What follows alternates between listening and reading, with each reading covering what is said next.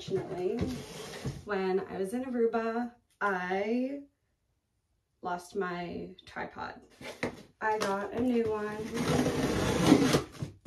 same brand, because I really liked this brand. It's good quality, and it's a selfie stick and a tripod.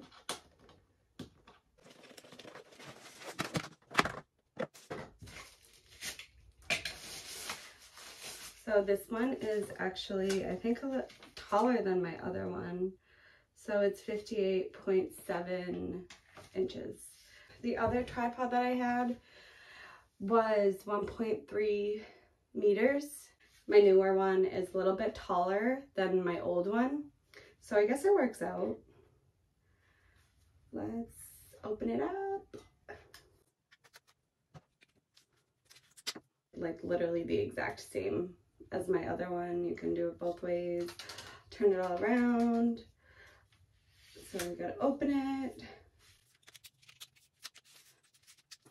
I am sad that I lost my other one, but I feel like having a taller one, even though I'm not tall, is very useful. And because you can always make it smaller. But this one is definitely taller than me.